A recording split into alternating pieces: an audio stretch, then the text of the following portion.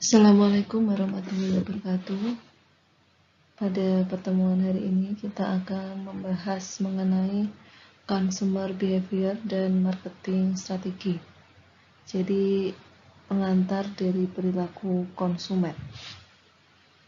Nah, apa itu consumer behavior atau perilaku konsumen?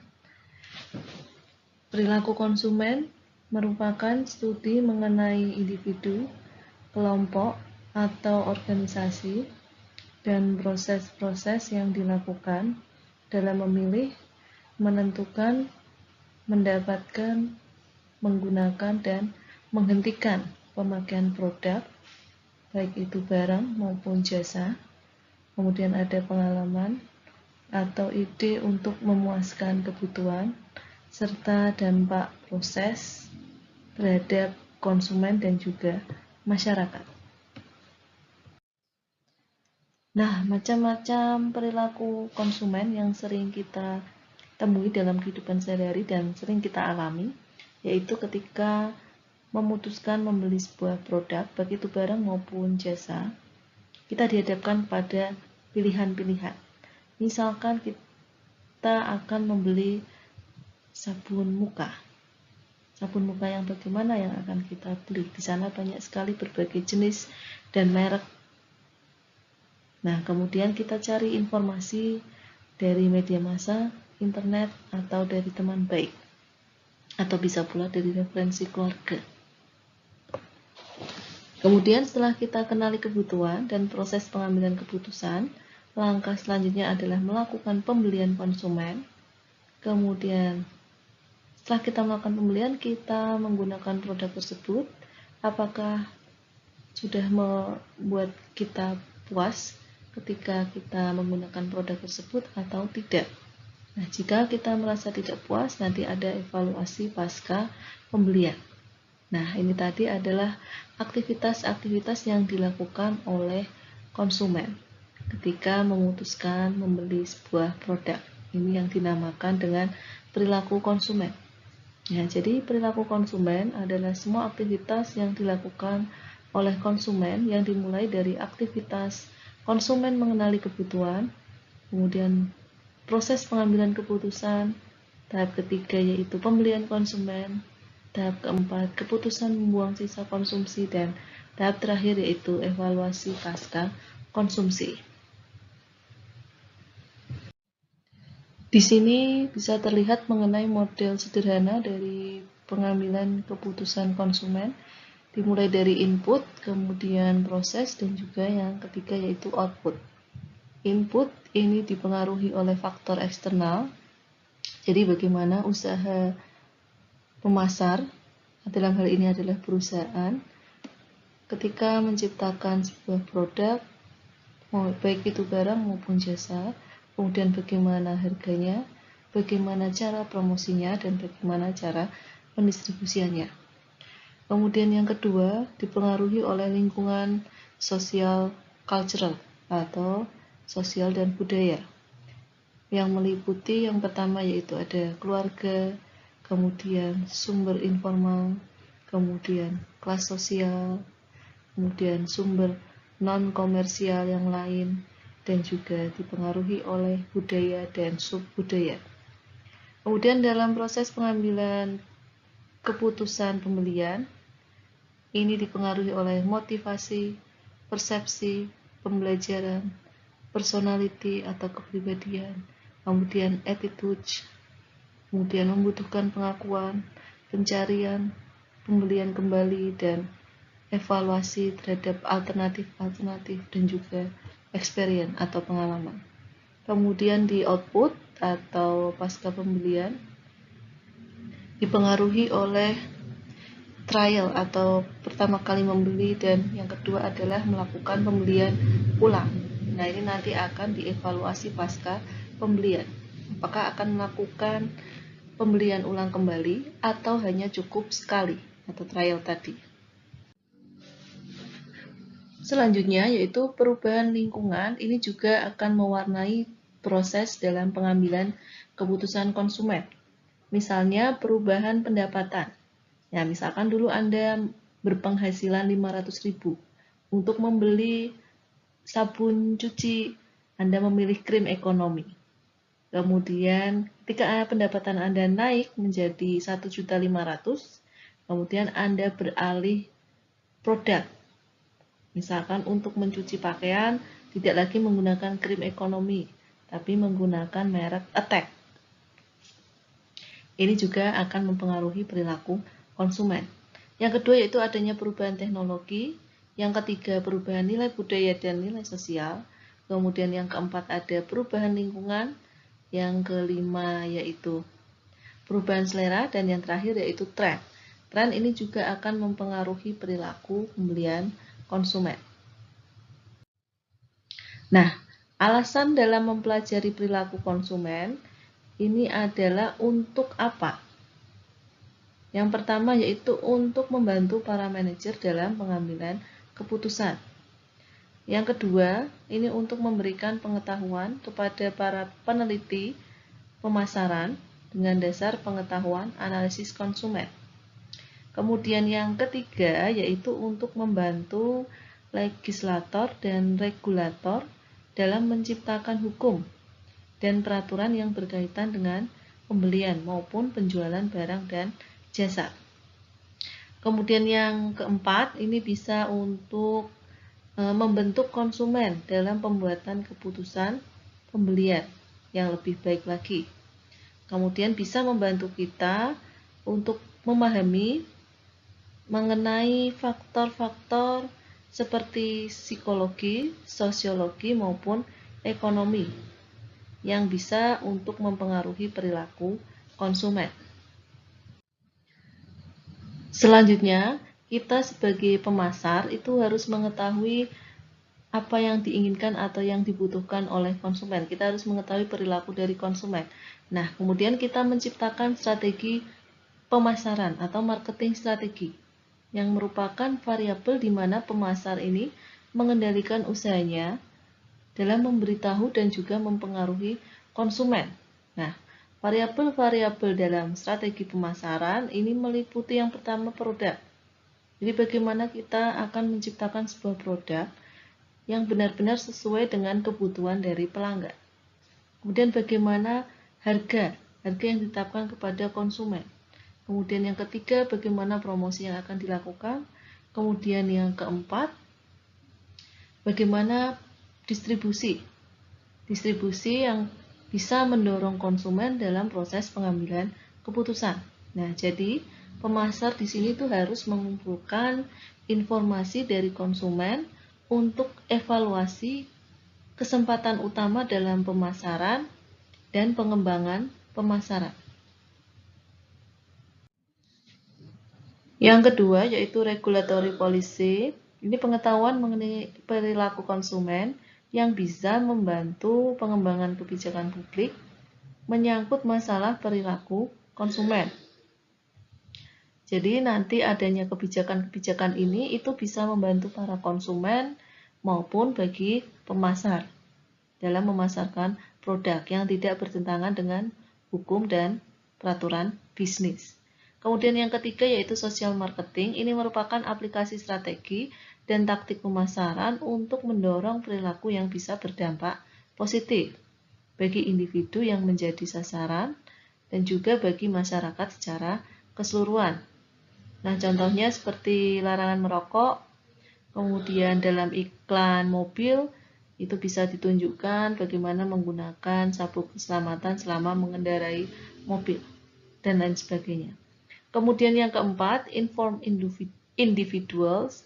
Jadi bagi konsumen, alasan utama mempelajari perilaku konsumen ini terkait dengan perannya yang signifikan dalam kehidupan sehari-hari yang berhubungan dengan berbagai keputusan dalam pembelian maupun konsumsi. Nah, jadi mempelajari perilaku konsumen ini itu memungkinkan seseorang memiliki pemahaman mengenai dirinya sendiri sebagai konsumen. Sehingga itu melalui pemahaman tersebut mereka bisa menjadi konsumen yang rasional, memiliki perilaku pembelian yang bertanggung jawab, memahami adanya etika bisnis, dan menjadi lebih bijaksana dalam menyikapi berbagai trik dalam pemasaran. Selanjutnya yaitu strategi pemasaran dan perilaku konsumen. Jadi strategi pemasaran itu dirancang untuk meningkatkan peluang di mana konsumen akan memiliki anggapan dan peranan positif mengenai produk, jasa, dan juga merek tertentu. Kemudian akan mencoba produk, jasa, atau merek tersebut dan kemudian membelinya secara berulang-ulang. Nah, untuk mengembangkan strategi pemasaran yang kompetitif, seorang pemasar itu perlu mengetahui konsumen mana yang membeli produknya, kemudian faktor apa yang kira-kira menyebabkan mereka menyukai produk tersebut. Nah, kriteria apa yang dipakai dalam memutuskan pembelian produk dan bagaimana mereka memperoleh informasi mengenai produk-produk tersebut. Nah, di sini bisa terlihat langkah-langkah dalam strategi pemasaran dan perilaku konsumen. Yang pertama atau tahap pertama yaitu analisa pasar. Jadi langkah awal dari strategi pemasaran yaitu dengan menganalisis pasar, di mana dilakukan penilaian kekuatan eksternal perusahaan dan juga konsumen, dan yang menciptakan ancaman serta peluang. Nah, jadi kira-kira apa kekuatan yang dimiliki, kemudian apa kelemahannya, kemudian bagaimana nanti kesempatan atau peluang yang bisa didapatkan, dan juga ancaman-ancaman yang akan dihadapi.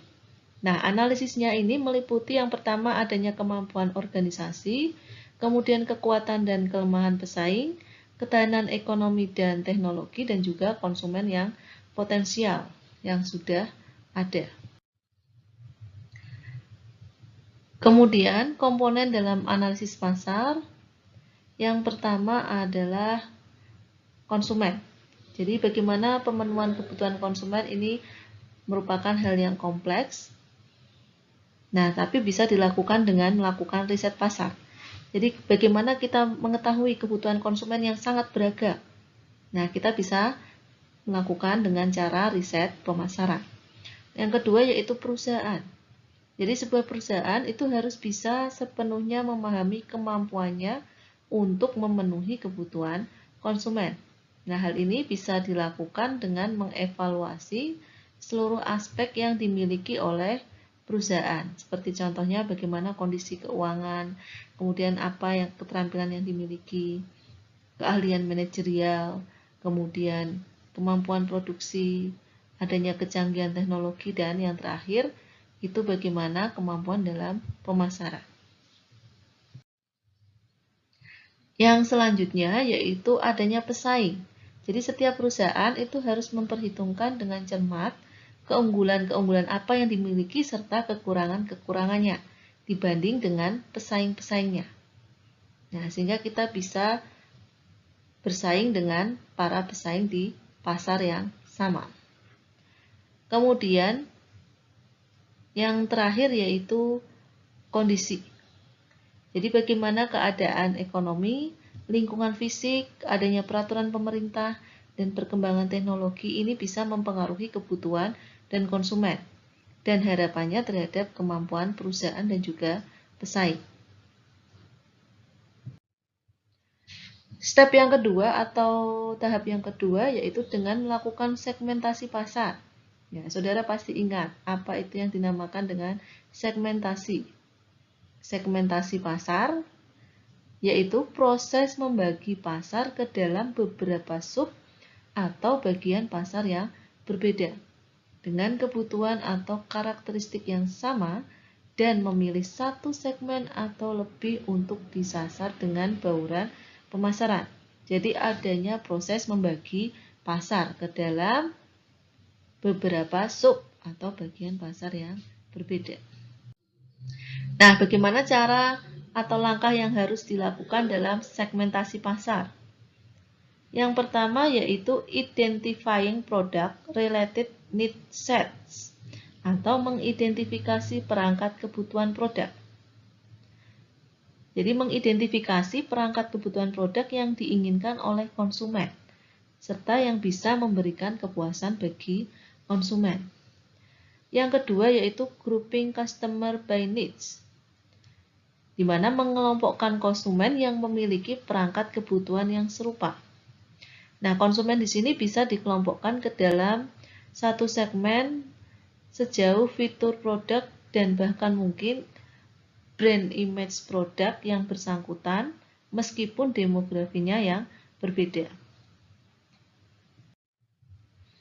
Kemudian langkah yang ketiga dalam segmentasi pasar yaitu dengan mendeskripsikan setiap kelompok.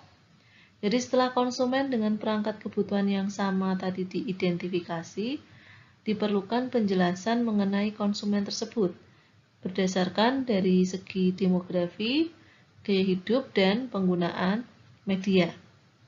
Kemudian yang keempat, memilih satu atau lebih segmen yang akan dilayani. Jadi menentukan target market yang akan dimasuki.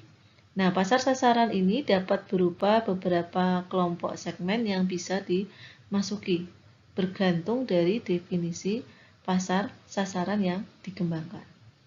Nah, pasar sasaran ini yang bisa menjadi bidikan atau cara bagi seorang pemasar dalam strategi pemasaran yang dikembangkan oleh perusahaan. Kemudian langkah yang ketiga, yaitu dengan marketing strategi. Ini dikembangkan adanya bauran pemasaran atau marketing mix yang meliputi ada 4 hal pokok, yaitu produk, price, promotion, dan place. Nah, strategi pemasaran yang pertama yaitu produk. Jadi kita tentukan dulu produk yang ditawarkan dengan segala bentuk pertimbangan. Contohnya bagaimana nanti kualitasnya, ukurannya, bentuknya seperti apa, warna yang digunakan maupun kemasannya bagaimana, dan lain sebagainya. Kemudian komunikasi, jadi termasuk dalam bauran promosi yang akan ditempuh untuk mengkomunikasikan produk tersebut kepada konsumen. Contohnya iklan, atau mau melalui public relation, atau melalui packagingnya yang bisa menggambarkan dari produk tersebut. Jadi bagaimana kita mendeskripsikan produk dalam bentuk iklan, kemasan, public relation, atau sales force. Kemudian yang kedua yaitu price, jadi menentukan berapa harga produk tersebut akan ditawarkan kepada konsumen. Kemudian selanjutnya ada distribution, jadi menentukan saluran distribusi yang akan dipakai agar produk yang ditawarkan bisa terjangkau oleh pasar sasaran. Kemudian yang terakhir yaitu layanan atau service. Jadi bagaimana layanan yang dilakukan ini kepada target market supaya bisa meningkatkan nilai lebih dari produk atau jasa utama.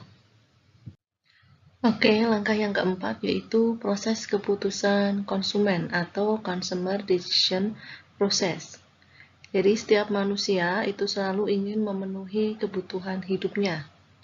Akan tetapi manusia ini berhadapan dengan bagaimana cara mereka untuk memenuhi kebutuhan tersebut. Seperti misalnya keputusan untuk membeli televisi atau membeli kulkas oleh kepala rumah tangga, atau keputusan untuk memberikan pinjaman dengan bunga yang relatif rendah oleh pimpinan bank, dan keputusan-keputusan lainnya yang memiliki ruang lingkup baik itu lokal atau daerah, sektoral, nasional, dan bahkan internasional. Nah, jadi perilaku konsumen itu merupakan proses dan aktivitas ketika seseorang berhubungan dengan pencarian, pemilihan, pembelian, penggunaan, serta pengevaluasian produk dan juga jasa untuk memenuhi kebutuhan dan keinginan dalam membuat keputusan. Jadi pada dasarnya ini memilih satu di antara sekian banyak alternatif. Kemudian keputusan konsumen. Yang pertama yaitu pengenalan kebutuhan atau problem recognition. Jadi konsumen mengenal adanya masalah atau kebutuhan. Nah, kebutuhan ini dapat dipengaruhi oleh rangsangan internal maupun eksternal. Yang kedua, pencarian informasi. Jadi tahap di mana konsumen mencari informasi lebih banyak untuk meningkatkan perhatian terhadap sebuah produk yang ingin dibeli. Nah, sumber informasi ini meliputi ada dari sumber pribadi, sumber komersial, sumber publik, dan sumber pengalaman. Nah, yang dicari itu apa? Misalkan keunggulan atau kekurangan produk. Kemudian merek atau brand.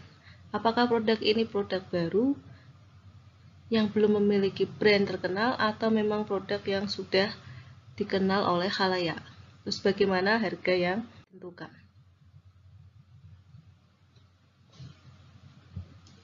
Kemudian yang selanjutnya yaitu evaluasi alternatif. Jadi tahap di mana konsumen menggunakan informasi untuk mengevaluasi pilihan-pilihan merek, tempat pembelian, cara membayar, dan lain sebagainya. Tahap pertama yaitu konsumen melihat produk sebagai kumpulan dari atribut produk. Tahap kedua, konsumen akan memberikan tingkat arti penting yang berbeda terhadap atribut berbeda menurut kebutuhan dan keinginan masing-masing. Kemudian tahap ketiga, ini konsumen mungkin akan mengembangkan satu himpunan keyakinan merek mengenai di mana posisi setiap merek pada setiap atribut. Kemudian tahap keempat, jadi adanya harapan kepuasan produk total konsumen ini akan bervariasi pada tingkat atribut yang berbeda. Kemudian tahap kelima, ini konsumen pada sikap terhadap merek.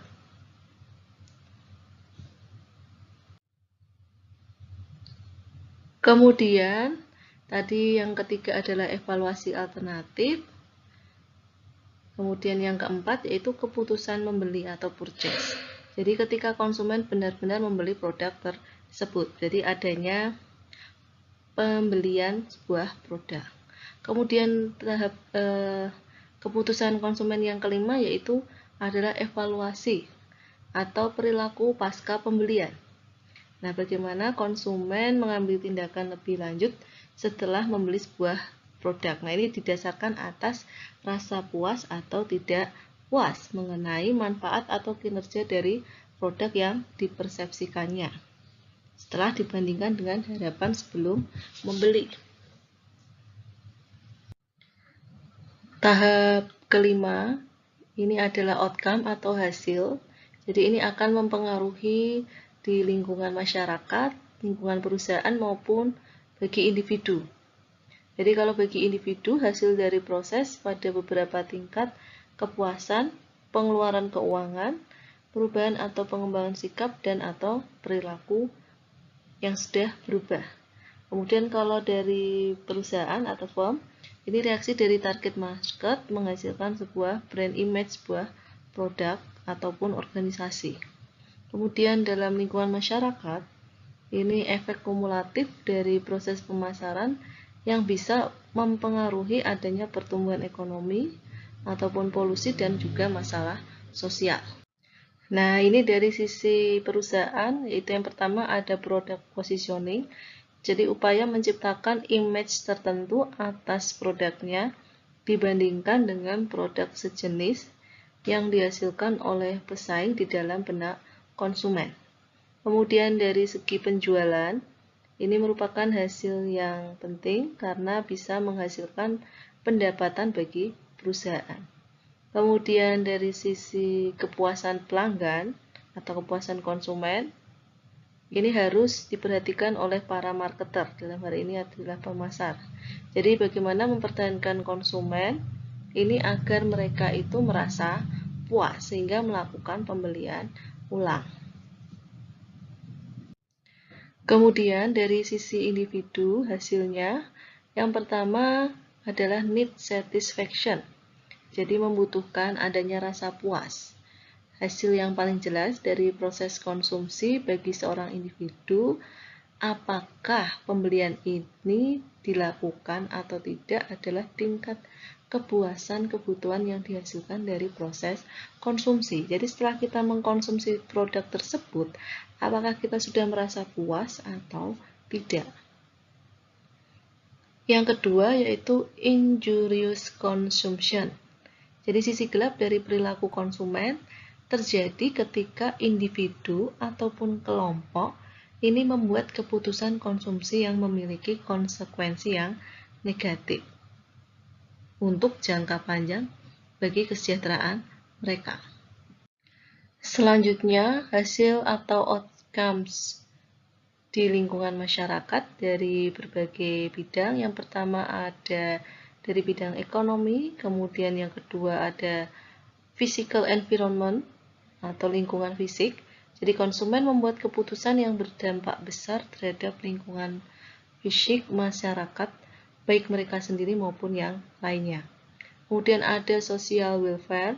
Ini keputusan konsumen secara umum mempengaruhi kesejahteraan sosial dari masyarakat, termasuk memiliki dampak yang besar pada kualitas hidup secara keseluruhan. Selanjutnya yaitu sifat dari perilaku konsumen. Yang pertama dipengaruhi oleh dari segi internal. Yang pertama pengaruh internal ini meliputi persepsi. Yang kedua ada proses pembelajaran. Yang ketiga memori. Yang keempat motivasi. Kemudian yang kelima ada kepribadian. Yang keenam emosi, dan yang terakhir sikap. Kemudian dari pengaruh eksternal ini meliputi culture atau budaya. Kemudian ada demografi dan status sosial. Kemudian yang ketiga subbudaya, etnis, agama, dan regional. Yang keempat keluarga dan rumah tangga, dan yang terakhir adalah kelompok atau grup. Nah, nanti kita akan bahas di pertemuan-pertemuan berikutnya berbagai macam sifat-sifat dari perilaku konsumen yang dipengaruhi oleh faktor internal dan eksternal. Kemudian sifat yang selanjutnya adalah konsep diri dan gaya hidup atau lifestyle. Kemudian sifat dari perilaku konsumen selanjutnya ada konsep diri dan juga gaya hidup atau lifestyle. Kemudian yang terakhir berdasarkan situasi dan keputusan konsumen. Jadi keputusan konsumen ini merupakan hasil dari peluang-peluang dan permasalahan yang dirasakan. Jadi permasalahan konsumen ini muncul dalam situasi tertentu dan sifat dari pengaruh situasi ini menghasilkan sebuah perilaku yang disebut dengan perilaku konsumen. Nah, sekian yang bisa saya sampaikan pada pertemuan hari ini. Kurang lebihnya saya mohon maaf. Wassalamualaikum warahmatullahi wabarakatuh.